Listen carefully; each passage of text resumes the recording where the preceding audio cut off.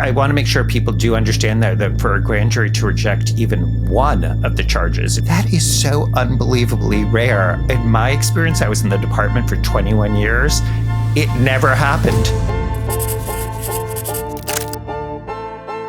Hello, everyone, and welcome to George Conway Explains It All. To Sarah, I'm Sarah Longwell, publisher of the Bulwark, and George is away today. And because I had so much fun with Andrew Weissmann last time he joined me, I asked him to come back again. Andrew is a law professor at NYU, and you may know him from MSNBC or his podcast with Mary McCord called Main Justice.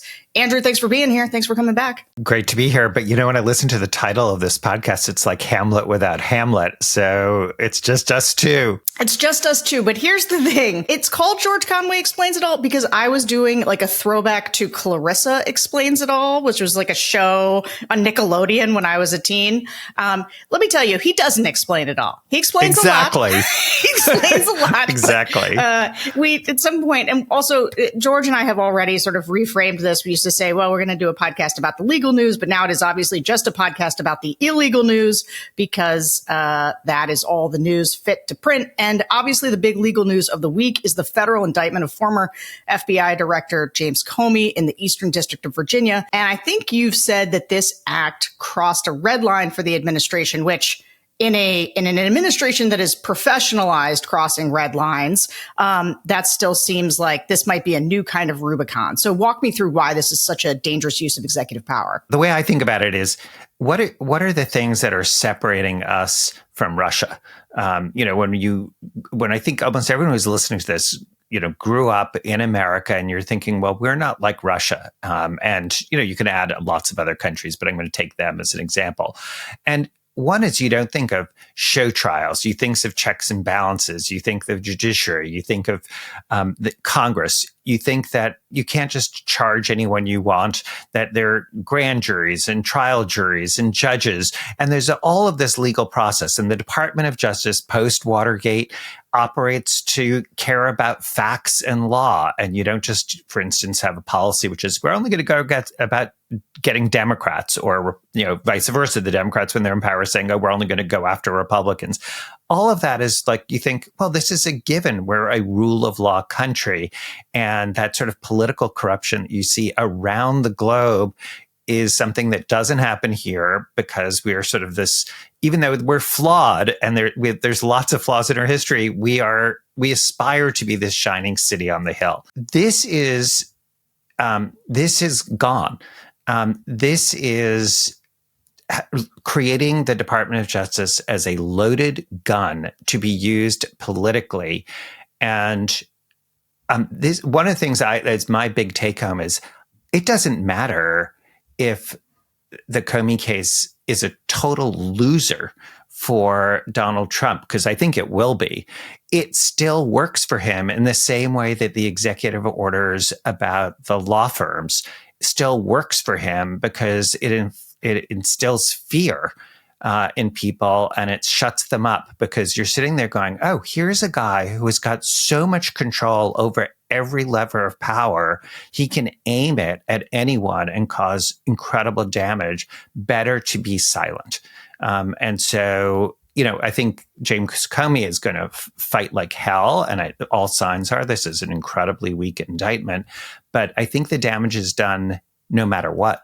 So I'm out here in Toronto, which is why I'm in this hotel room. We're doing some live shows. And at the show last night, we were talking about Comey. And I was working on a theory, in part because I saw Comey, who I should say I know a little bit. We're on the Kettering Foundation, like he's a colleague. We're on a board together. But when he did this very sort of passionate pushback, he did this video straight to camera. He quotes his daughter. He doesn't name her, but for people who've been following this, he sort of quotes his daughter about refusing to live on our knees. And it was this very defiant post. And I know James Comey is going to have the best lawyers against their incredibly weak case. And is there not some, I understand, of course, what you mean about the chilling of civic spaces, the chilling of people who might speak out. Or is it possible that James Comey pushing back and winning does something to galvanize people? Because I'll say, like, the depressing part is the ABCs and the CBSs and the people who cave, the law firms. When people fight back and they win, like Jimmy Kimmel did recently, I feel like it actually has a good effect. Absolutely. So, I have been saying that this I think will blow up in Donald Trump's face in terms of the specific. But, I think of the world as sort of a bell curve. And this is sort of maybe borrowing a page from you, Sarah, in terms of thinking about politics. It's like, you don't have to win all the time. You just have to win enough of the people, enough of the time, not to, to crib from Abraham Lincoln. There's no question the Jimmy Kimmel thing was a huge spectacular win for the First Amendment. But on the other hand, Jimmy Kimmel was able to galvanize public sentiment. He is widely viewed. What happens to a comedian on late night TV was sort of widely shared, and it was an attack that everyone could see as an attack on themselves as well, the sort of the First Amendment right. And it also made Donald Trump look so thin-skinned. I mean, as Jimmy Kimmel said, like all of this is happening because he can't take a joke. Which, was just a wonderful turn of phrase. James Comey is a wonderful speaker. It is a big thing, I think, for people in the legal world, people who follow the Department of Justice. It's a big deal. It doesn't have the same resonance. And so I hope you're right, but I think that there still will be the people who are afraid, who are thinking, you know what, I don't have the resources of a James Comey. I can't command and galvanize the media in the same way. I don't have free legal resources and that infrastructure to fight back. And so there will be the concern is that even if he wins, there will be enough people who are like, I don't want this to happen to me. I'm hoping you're right. And by the way, I think that James Comey is going to win. I mean, all signs are that this is incredibly weak. And I think the thing that I'm looking for this week is whether his team asks for an immediate trial. To me, that is going to be the clear tell if they know this is such a weak case. And let me just make sure people understand what some of the indications are. And this is not the idea that, the career people said that you don't bring the case. The Trump appointed U.S. attorney who had to resign, he said, don't bring the case. But there's more than that. The grand jurors didn't vote one of the three charges, so they only could go forward on two. But even with respect to those two, the grand jury vote was 14 out of 23. So there are 23 grand jurors. You have to get 12 in order to go forward. They got 14, so just a little bit over that bare majority. I want to make sure people understand what that signals going forward. In the grand jury, you doesn't have to be unanimous. It just is 12 out of 23 people. So that the unanimity is not there. It just has to be a bare majority. Second, the standard, sorry to get all legal in the weeds, but the standard is probable cause. That's a really, really low standard. Let's assume that's like 20%. So both the low standard and you're not unanimous, that's the grand jury standard. This is going to go to a trial jury. So a criminal trial jury, there are two things that are required to get a conviction. Unanimous. It has to be unanimous. All 12 of the jurors have to agree. You can't have one say no. If you have one say no, it's out. You do not win. Second, the standard is not probable cause. It's beyond a reasonable doubt. So the signal to the U.S. Attorney's Office when it's 14 out of 23 on two of the charges is good luck getting a beyond a reasonable doubt verdict unanimously. I mean, that's such a strong signal that this is a weak case. Yeah, I mean, and people should understand, again, I'm not the lawyer on this, but I do now know enough to know that in these grand juries, basically only the prosecution gets to make their case. They hear defense, so they just hear the very best version that you could get. But even with that, I had done something when it was started to be reported that this might happen to James Comey. I had hopped on with Ben Wittes, and he wasn't sure at all that a grand jury would indict. Are you surprised that the grand jury indicted at all? Like they could even get 14? I don't know the answer to that because you don't know what the presentation was. the thing that gives me enormous pause is I'm very concerned about who was in the grand jury on the prosecution side, as just to make sure people understand. There's no judge, there's no defense lawyer, as you said.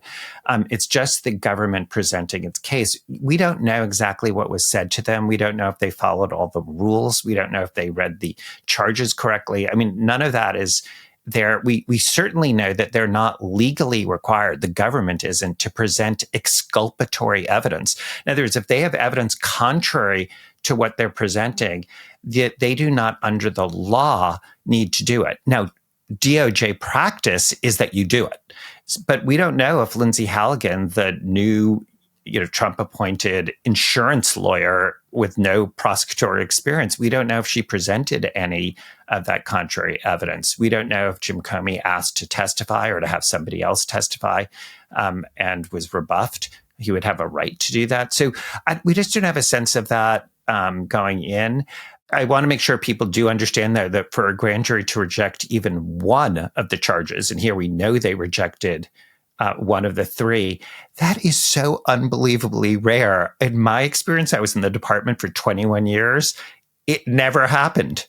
It just doesn't happen. And you know why, Sarah? It's not because the grand jurors are rubber stamps. It's because when you go to the grand jury, if you are a normal prosecutor, whether in a Republican or Democratic administration, you go in knowing that you need proof beyond a reasonable doubt to win the case at trial. You're not trying to just sail over the probable cause standard, because that's not going to do you any good, because your whole point is that you want to be able to win your case, and you wouldn't subject somebody to an indictment unless you could do that. Here, it seems really clear that, or I should say that all signs are, they're perfectly happy to subject James Comey to the indictment, even though there's substantial reason to think they're never, ever going to get a criminal conviction. You know those nights when you just don't sleep and the next day you're dragging, exhausted, and everything feels harder? That's where CBD from CB Distillery can make a real difference. But it's not just sleep. CB Distillery has solutions that work with your body to help with stress, pain after exercise, even mood and focus. And it's all made with the highest quality, clean ingredients, no fillers, just premium CBD. Imagine waking up rested or enjoying your day without those nagging aches and pains. That's the real win of CB Distillery solutions. That's why over 2 million people trust CB Distillery. You know, I've been trying to drink less, and there's something about pouring something into a glass to unwind, but it doesn't give you the hangover the next day. I can't do 1,000 podcasts and live shows and be hungover. I just can't do it anymore. I'm 45. But that is one of the things I like about CB Distillery is if you want better sleep and you want less stress, feeling good in your own skin again, you should try the CBD from CB Distillery. And right now you can save 25% off your entire purchase. Visit CB Distillery and use promo code AskGeorge. That's cbdistillery.com, promo code AskGeorge, cbdistillery.com. Get the best sleep that you can have in your mid-40s with CB Distillery. There are some heightened protections baked into the criminal prosecutions, right? So do you have some hope that even if DOJ's prosecution of political enemies ratchets up, some of the procedural and constitutional protections will hold? Because you're talking right now about like normal DOJ lawyers, but like, can we be hopeful that the normal DOJ stuff will come through? Well, one thing that I think has not come through is the checks within the Department of Justice. So as I said, the Department of Justice guidelines that govern what you're supposed to do in the department, these are Attorney General guidelines, are that you cannot bring a case unless you have a reasonable expectation, this is like my paraphrasing, that you can win at trial beyond a reasonable doubt. And I don't know if you only get 14 out of 23 on some of the charges you propose, how you meet that standard. So that suggests to me that Pam Bondi and Todd Blanche are not subjecting sort of the so-called enemies to that same standard. I do think that when you get to a trial jury and you get to the courts, you do still have a lot of protections. But just remember, that's after the person is subjected to the opprobrium and the expense and the vilification of being charged and the humiliation of it. I mean, all of that. But yes, judges can decide that this is outrageous government conduct. They may decide that this is a vindictive prosecution. Juries can reject the case. A judge, if requested, and in the Eastern District of Virginia, it's the so-called rocket docket, so that you could end up with a judge saying, you know what, if the defense wants an immediate trial, that's what I'm going to do, and I'm going to catch the government flat-footed, which in this case, I think is highly likely that that's going to be the case. Yeah, because Halligan, I mean, and maybe we said this, maybe we didn't. Sometimes we can assume people know this, but they were not going to prosecute this case. Like the DOJ lawyers in there were like, no, there's no evidence. It's just not there. So they fired that person. This is where when Trump he sent a bleat, one of his truths, and it also looked maybe like a DM to Pam Bondi. Like it was unclear because he was addressing her directly and saying, we got to go after these guys. We got to go get them. It's not happening fast enough. And also get rid of that other person and get this new person in there. And this Lindsay Halligan is just, what is she? She's a Trump lawyer, but she has no experience. All she has is loyalty, right? Loyalty and a background in insurance. I think this may have been the first time she's ever been in the grand jury. And there are a lot of rules about what you can and cannot do. And let's just compare this to under Trump 1.0, Bill Barr had John Durham do essentially the same thing, which is sort of a targeted investigation, but at least there was an investigation to sort of target James Comey and the sort of Crossfire Hurricane investigation. And that went on and on and on. And John Durham, at least, had been a career prosecutor. He knew how to do investigations. He brought 2 criminal cases, and he'd managed to do something remarkable. And this is somebody who at least had an investigation, had the background. In those 2 cases, he managed to convince 24 jurors unanimously that the defendants should be acquitted. He lost all of them. He didn't even get a mistrial. A mistrial is when the jurors are conflicted. In other words, even if you have 2 jurors who say there should be a conviction and 22 that say no, aggregating the 2 trials, then you'd have a mistrial and you could retry the case. He managed to get all 24 to agree that the person was not guilty. So if you compare that, where he, by the way, had in his purview looking at James Comey. And now you have this, which is basically Lindsay Halligan. What did she have? A New York Minute to look at the case? She obviously couldn't have reviewed the case thoroughly. She couldn't have talked to all of the prosecutors. She couldn't have read the evidence herself. She certainly, it doesn't look like, had any sort of defense presentation.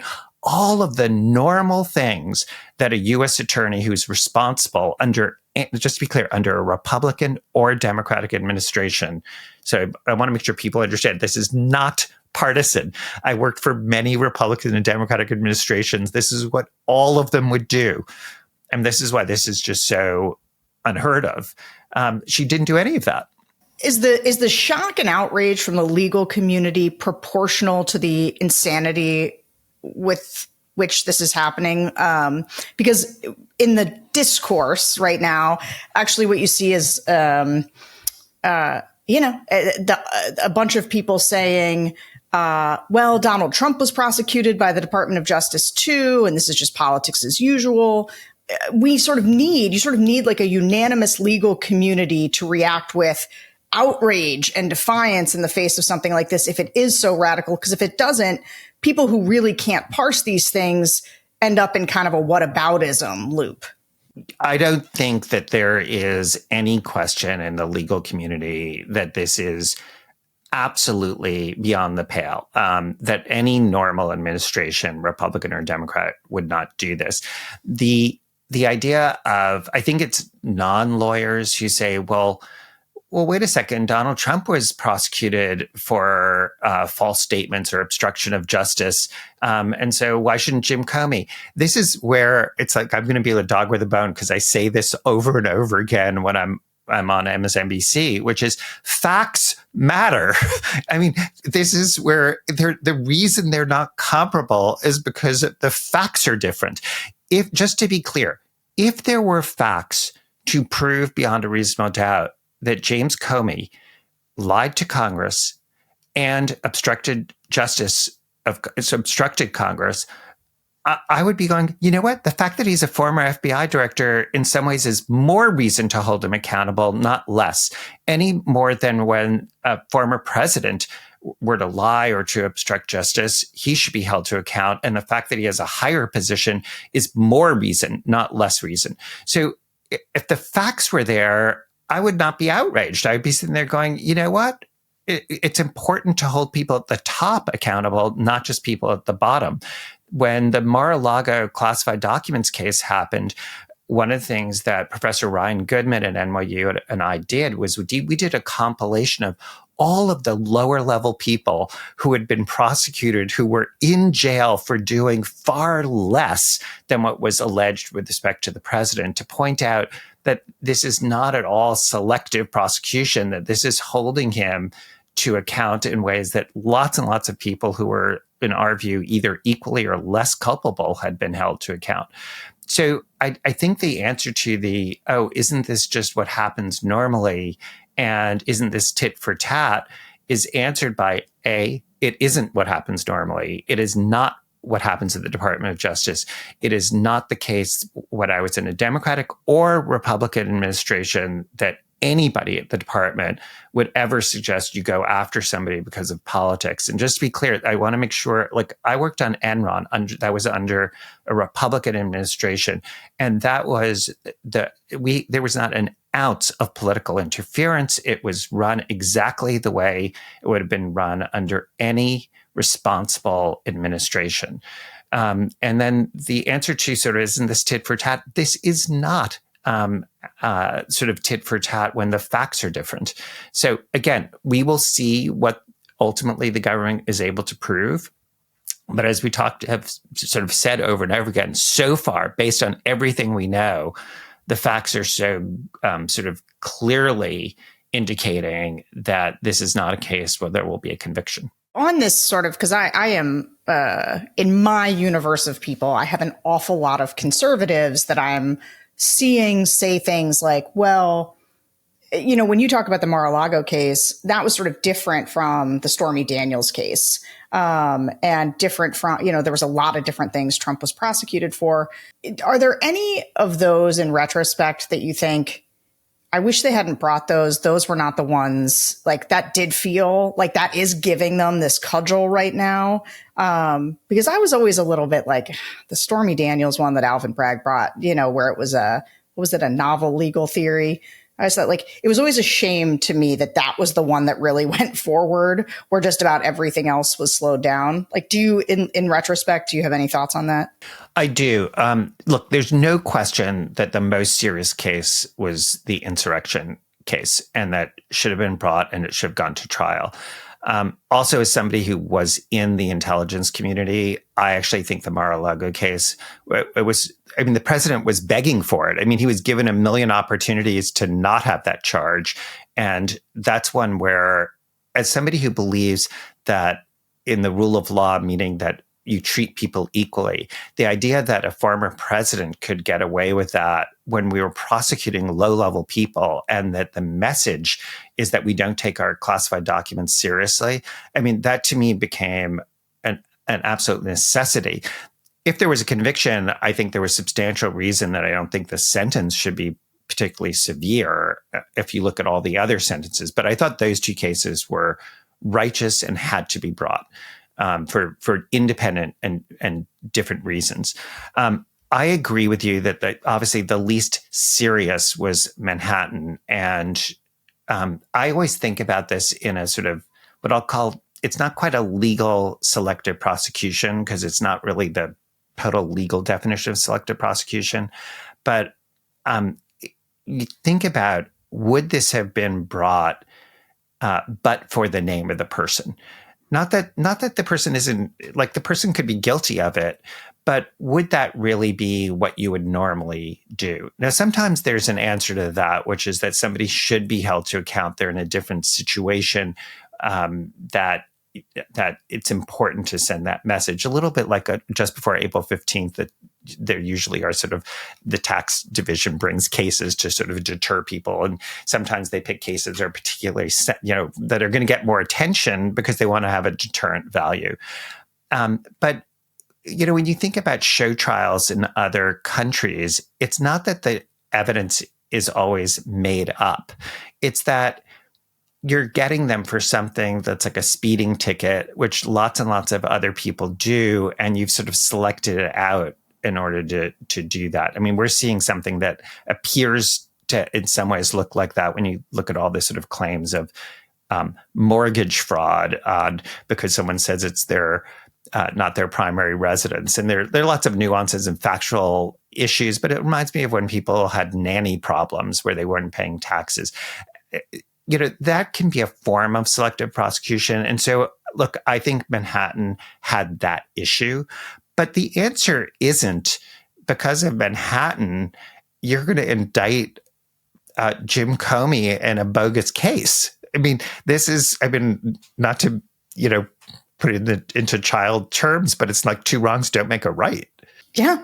It's okay. I do think we need to put some of these in more straightforward human terms, because I am watching an entire right wing, not exactly legal community, but legal community adjacent, twist themselves in knots to make the case that this is tit for tat. This is what it looks like, when you go after.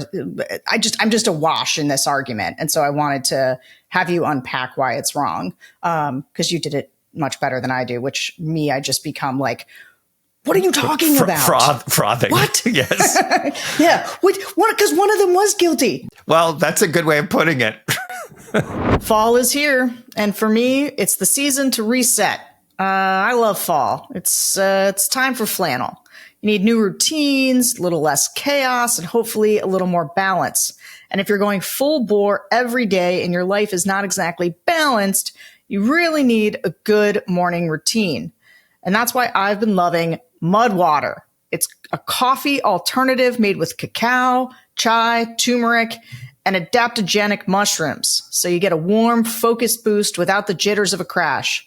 Just mix it with hot water or milk, froth it up, and it's the perfect fall ritual to stay grounded and clear-headed. And now there's Nourish, the world's first mental wellness shake. It's like a protein shake, but for your brain and body. With 25 grams of clean plant-based proteins, nootropics, adaptogens, and probiotics, it supports focus, recovery, and digestion without fillers or artificial sugar.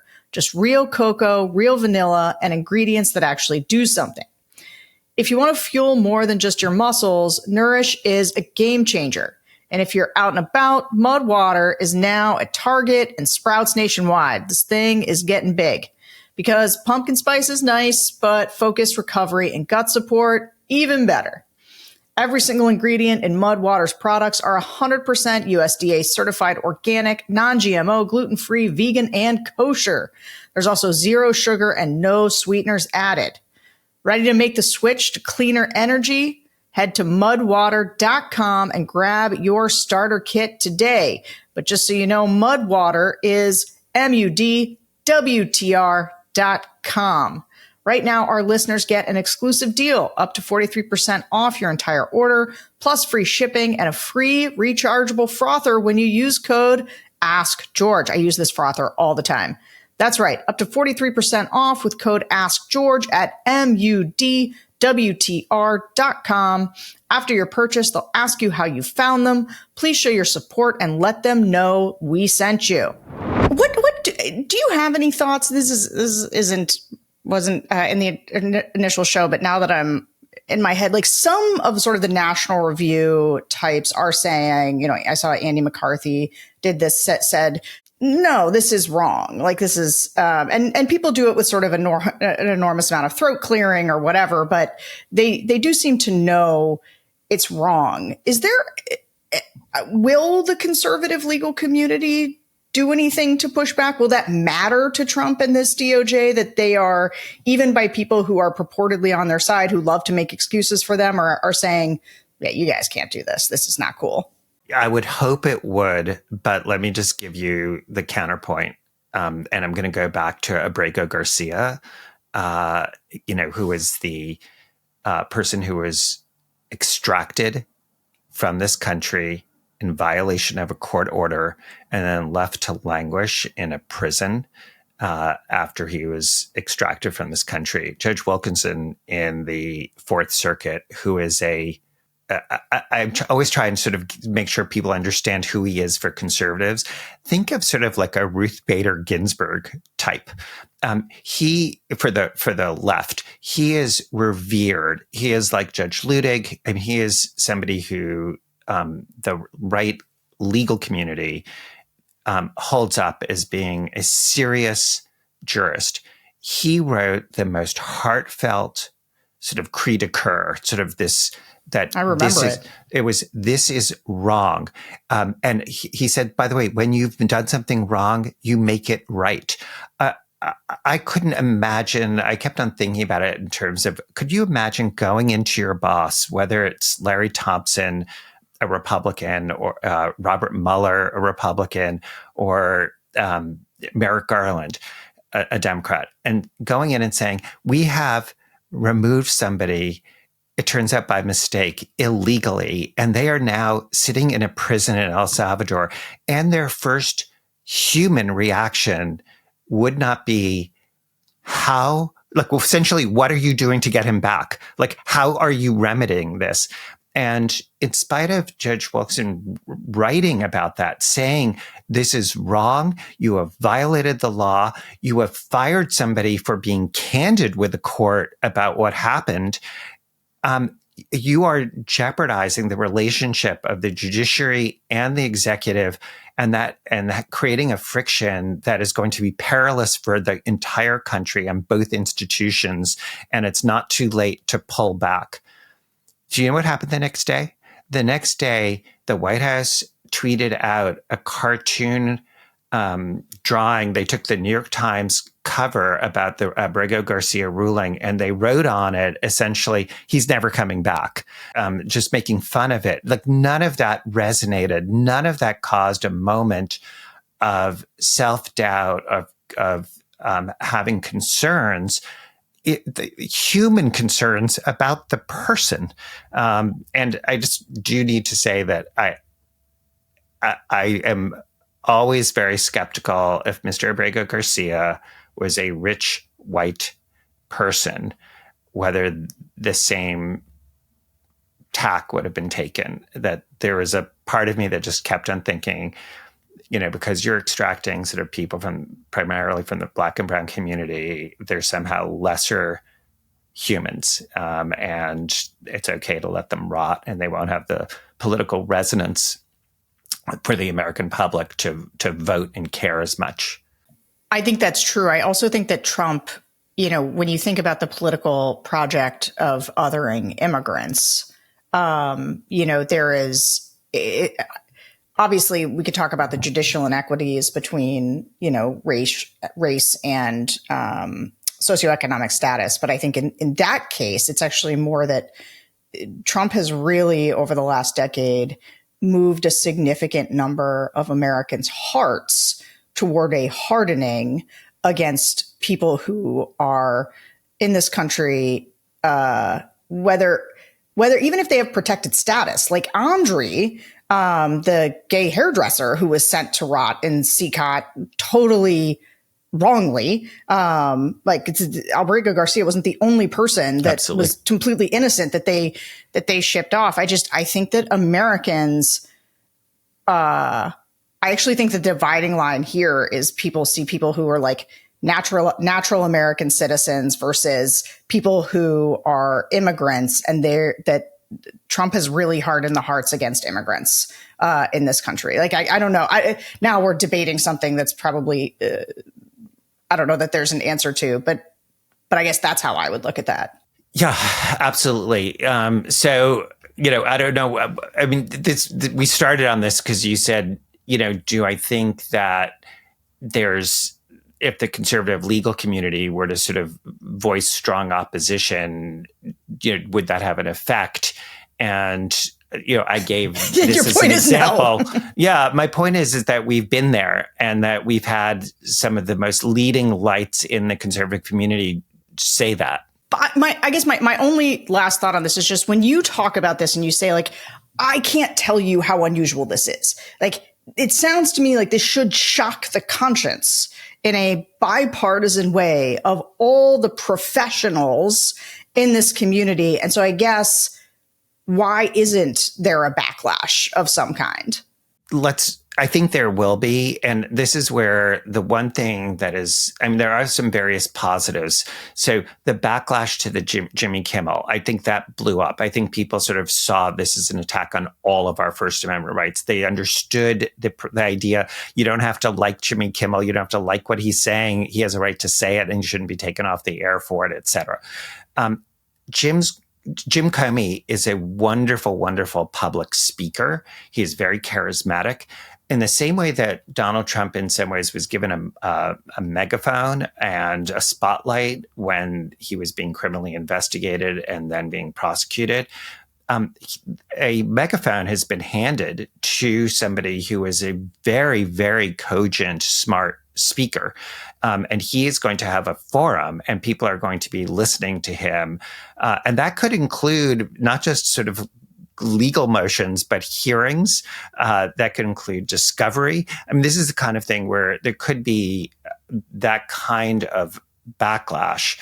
And I really don't think that there's going to be a conviction here. Again, remains to be seen if they can pull a rabbit out of the hat.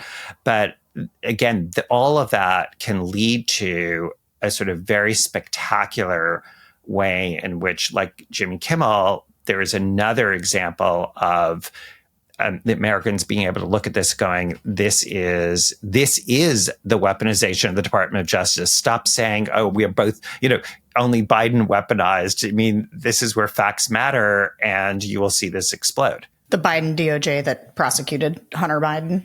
And a sitting U.S. Senator Menendez in New Jersey.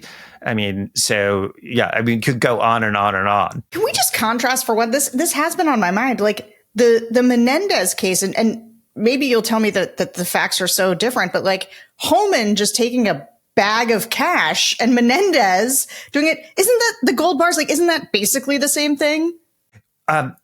So there is a big difference. Homans was not yet a public official, but he was. The allegation is he took a bag of cash with $50,000 in it, which, by the way, is not how you usually get paid. Usually people have checks or Venmo or PayPal.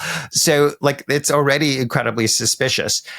Also, by the way, if you were innocent, Sarah, and somebody said, oh, there's a transaction and the FBI did it and it's on tape, and your position is that didn't happen, you would be the first person to say, release the tape. I want the entire world to see that this didn't happen. You know who's not saying that? James Comey. Exactly. So the point is, it's not quite the same because Homans would have to, basically, you'd want to wait to see, was he going to carry through with this once he became a public official? The signs are, assuming the allegations are true, is that he would have. So you would just wait for that. Because Senator Menendez was a senator at the time, you didn't have to wait for that. So that's, with that difference, you would, of course, any prosecutorial office, Republican or Democrat, in normal times would keep that investigation open and see how it played out. This show is sponsored by Mint Mobile. If you're still overpaying for wireless, it's time to say yes to saying no. At Mint Mobile, their favorite word is no. No contracts, no monthly bills, no overages, no hidden fees, no BS. That's why so many people are making the switch to Mint Mobile. Ditch overpriced wireless and their jaw-dropping monthly bills, unexpected overages, and hidden fees. Plans start at just $15 a month. All plans come with high-speed data and unlimited talk and text delivered on the nation's largest 5G network. Use your own phone with any Mint Mobile plan and bring your phone number along with all your existing contacts. Ready to say yes to saying no? Make the switch at mintmobile.com/askgeorge. That's mintmobile.com/askgeorge. One word. Upfront payment of $45 is required, equivalent to $15 a month.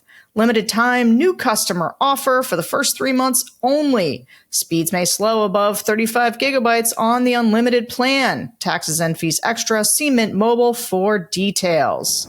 You were the FBI's lawyer. Like what, they just summarily dismissed it. What's happening there? Well, so that would have been a DOJ call, like within less than an FBI call. The FBI could have significant influence on that when there's a disagreement between the FBI and the prosecutors, but ultimately it's a prosecutorial call. But the reporting is that Emile Beauvais and other people looked at this and said, oh, we're shutting it down. That it just makes no sense to me whatsoever. And I think it's so great that you're bringing it up because you have sort of weaponization as to your enemies, but for your friends, nothing. And you see that sort of in not bringing cases and giving pardons, but then also bringing cases where even if your own people are saying no, you just remove those people until you can find a lackey who says yes. Which again, I'm just going to make a distinction. I was going to go back to this. The difference between Kimmel is that Kimmel is a famous comedian and average Americans got up in arms, like, boomers who are just never going to cut that cord. They're with the late night shows till the bitter end. Good on you. But like everybody, I'm sure Iger and Disney, if people are cutting their Disney Plus subscriptions, like they felt a public backlash. I'm talking about the professional legal community. Like what I can't understand is why professionals, and because you keep coming back to this, like how abnormal it is, how professionals would never, and I know voters, they don't understand those types of things. Like that really is the part where those are processes that they're not privy to. Those are invisible lines that they can't see. And so they'll fall for somebody being like, well, these two things are exactly the same. And you've got to spend all this time giving your professional reasons, unpacking why they're not the same. But the people who can see the lines, who do understand the professional obligations, I know that, James Comey's son-in-law, he resigned, but like, should there be mass resignations at this point? Should there be people speaking out publicly? That's what I mean, is that for the professional side. And then, by the way, I famously have a question for you. Since I've heard that, which is, by the way, it's very much in keeping with the exact thing we're talking about, because I've heard that George doesn't ask a lot of questions. So I think it's people need to know you actually don't just ask questions. But okay, let me answer. Yes, of course, that people should be speaking out more. I think the issue of resignation is a harder one. I think that if you are at the Department of Justice and you are not being asked to do something that you think is illegal or immoral, it is a complicated question because, one, you can have a family, you can have a life, there's enormous consequences. It's not a great job market right now for a lot of reasons, including the attack on law firms by the president. And you could decide you don't want to free up a space for somebody. So there are just a lot of reasons to stay there. Obviously, if you yourself are being asked to do something, it's not indentured servitude. You have every right to say no. You may get fired for that. But to me, that's sort of a very different situation. Especially if you think it's illegal, you obviously can't go along with it. Period. The end. And if you think, for instance, it violates DOJ policy, or you think that this is selective prosecution, or that there's not insufficient evidence to bring a case against James Comey or anyone, you have to resign if you are being told that you have to do it. That's sort of a no-brainer. I mean, there's otherwise you are actually complicit. So I think that's complicated. So I wanted to ask you about sort of this issue of when you say you're hearing from people and they're sort of like tit for tat, et cetera. Here's an example. I'd want to know, what are people who are outraged on the right, who were completely outraged when Bill Clinton on a tarmac has a happenstance meeting with Loretta Lynch, even though Secret Service is there, even though her husband is there. Now, there was an open investigation of Hillary Clinton at the time, but just that meeting alone, there was no one said anything. There was no agreement. There was no decision that was allegedly made then. There was just the meeting and the, and to be fair, the appearance of impropriety, but nothing about actual impropriety. How do you square the outrage over that and the blood in the water media frenzy over that with actual presidential ordering of a charge, which your own people are saying there's insufficient evidence of? I mean, this is why I'm asking you why there's not hair on fire. Because here's what the right knows how to do that I feel like, I'm not even going to say the left. I'm just going to say sort of the pro-democracy coalition, that big, broad pro-democracy coalition that's not sort of dug in on covering for Trump. They're like, I'm not a huge sports person, but you know how when soccer players do the fake big flop, they get like kind of lightly touched, but they fall over and, because they're trying to get the refs to blow the whistle. The right knows how to play the refs and do the big flops and say, this is outrageous. Do you think the average American understands the significance of Bill Clinton on the tarmac? No, what they understand is when they turn on Fox News, there's, men and women in suits who have, law for, did this kind of legal work under there, who are freaking out about how bad it is and talking in these extreme terms. And then there's an enormous media ecosystem there to sort of fan the flames of that outrage. And also, I will tell you that one of the most significant, forces on our politics right now is the asymmetry between levels of corruption. So Americans believe that there is corruption on both sides.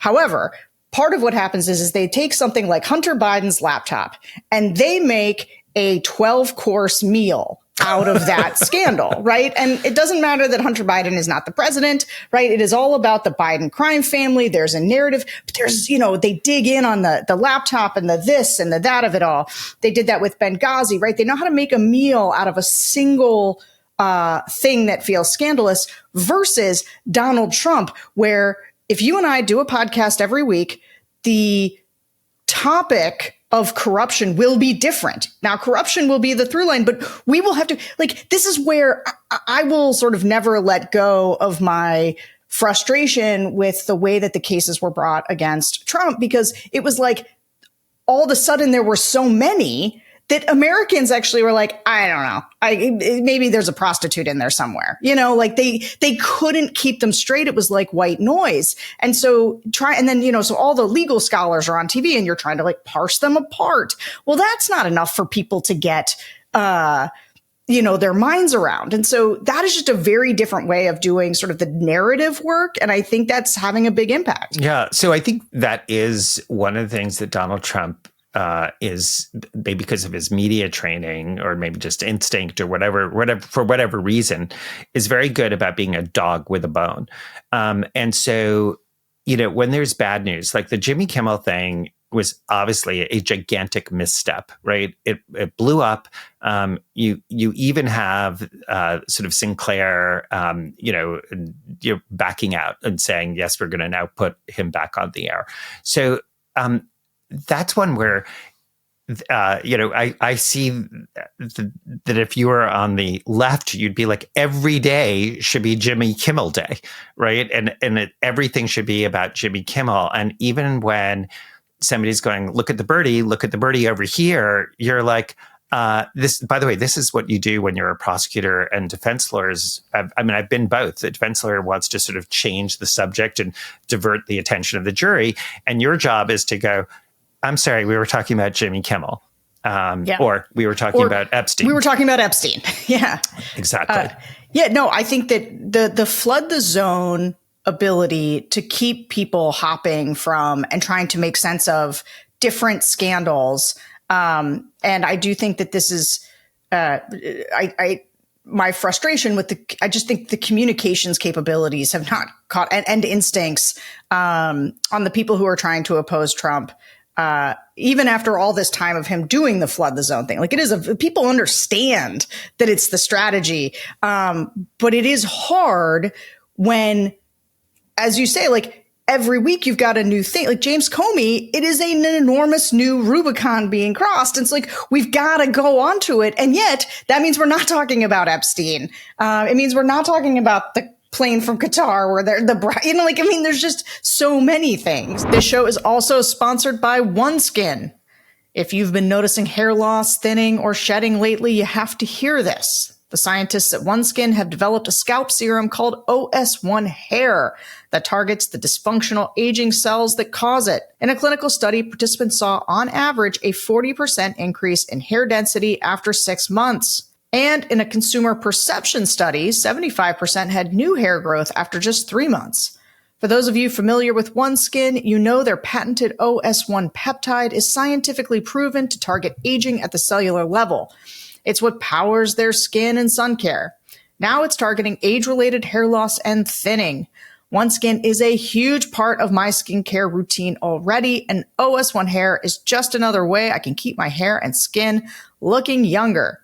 OneSkin customers have been obsessed with this new launch, saying things like, my hair feels fuller and looks smoother and shinier. OS1 Hair is drug-free, prescription-free, and since the texture is a lightweight, water-like serum, you can style your hair just like you normally do. OneSkin was founded in 2016 by an all-women team of scientists with PhDs in skin regeneration, stem cell biology, immunology, and bioinformatics. I don't know what that is, but sounds smart. OneSkin is the world's first skin longevity company. By focusing on the cellular aspects of aging, OneSkin keeps your skin looking and acting younger for longer. For a limited time, you can try OneSkin with 15% off using code AskGeorge at oneskin.co. That's 15% off oneskin.co with code AskGeorge. After you purchase, they'll ask you where you heard about them. Please support our show and tell them we sent you. Thanks, OneSkin. Yeah. And I mean, look, the problem is the answer isn't, oh, you can't cover James Comey. That's the problem. But I do think a lot of times what you do have to wipe out is the noise about, oh, we're going to take over Greenland, or just covering his invective, where there are no new facts. It's, to me, that is where, this is the problem of the Trump understanding the news wants something new.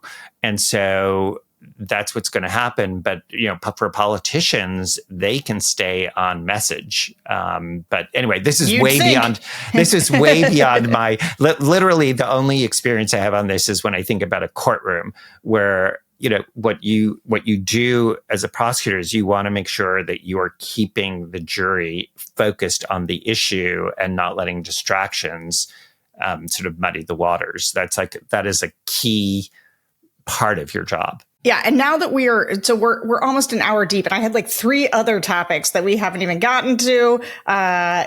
We've got these U.S. attorneys that are being fired, which I don't, in our short time left, we've also got this. Here's actually maybe the one I'd like to ask you about that sure. To me is, as we close, I've been interested in. So Trump issued a memorandum this week, the subject of which was countering domestic terrorism and organized political violence.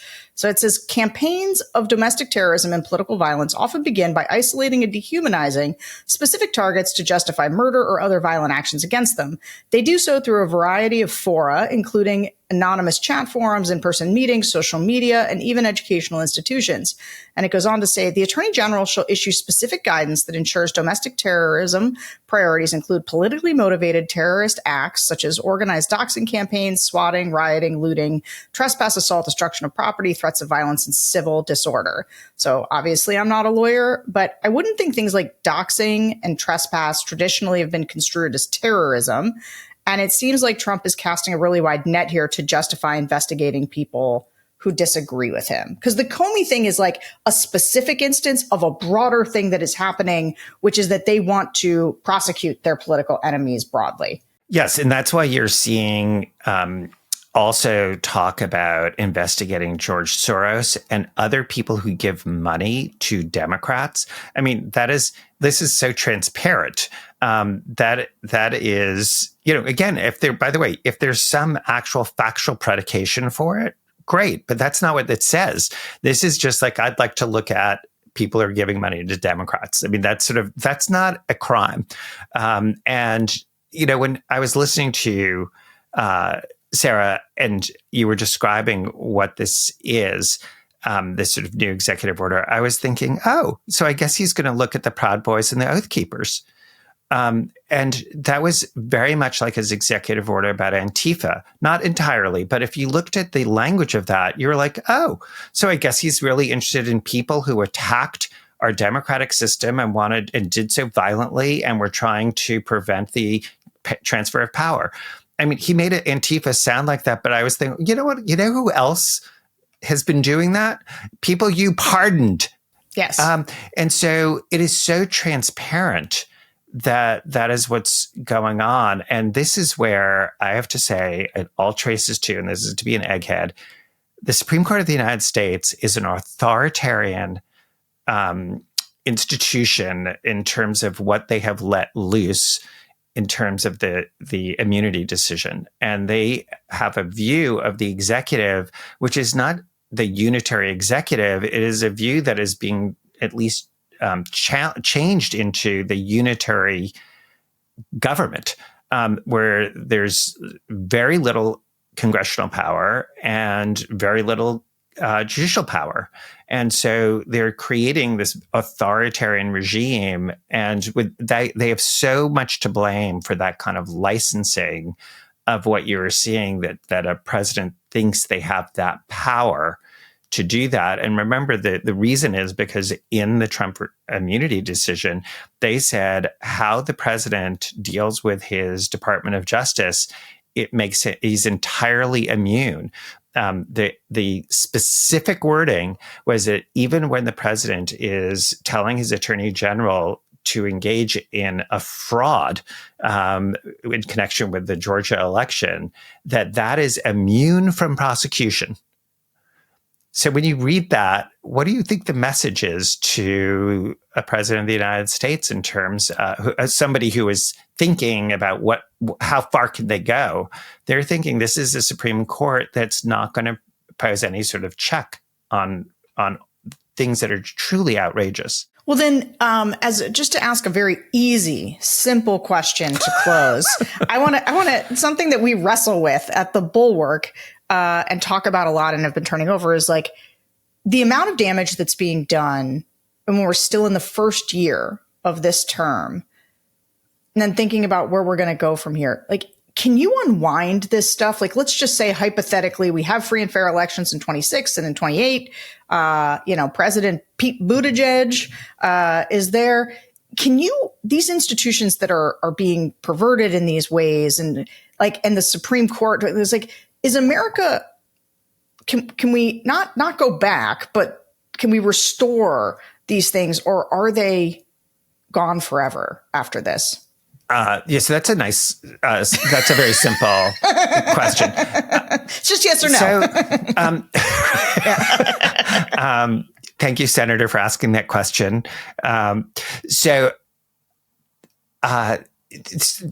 Here's how I'd answer that in a somewhat positive way.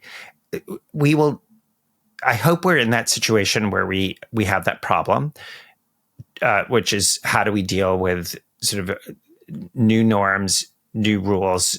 There's no question we will not be the same anymore. That even if Trump is gone, and there will be mini me's running around and people who want to emulate that, whether they'll be able to or not, remains to be seen. That transgression has happened, and so we will always have to worry about that. I do think that you can get back to some not the same place, but it's some normalcy. And here's like a sort of analogy. We went through a pandemic. When you think about just how people are resilient and resourceful. And that was an incredibly painful time with nothing that could prepare any of us for what happened. And everyone sort of bounced back. And I just think people are resilient. They were even resilient during COVID in terms of trying to figure out how to make things work. And I think the Department of Justice, just to focus on the institution my myopic sort of thing I care about, whether it's a normal Republican or normal Democratic administration, judges and that institution can get back to normal, at least while that person, when that administration is in place. So I think that we can. I just think, given what's happened in the last year, I think the midterms are kind of everything. Okay. Well, I like to end on that note of hope. I'm often the only one saying that, no, I think we can do it. So it's nice to hear somebody else say, especially somebody as smart as you. Andrew, thanks so much for coming on and once again talking about the legal news with me. Don't forget to hit subscribe, leave us a review, guys, and we will see you next week. Well, George Conway, he's a man with a plan. Got to sit down with Sarah Longwell, take a stand, explain all the legal problems they're piling high. With Donald Trump, oh my, oh my, oh my. He said, Sarah, let me break it down for you. There's obstruction of justice, corruption too, the legal tangles and troubles, they're growing fast. It's a storm that's gonna last and last. Oh, Conway, tell Longwell all about it. Those legal problems can't live without it. From the emoluments to the Russian ties.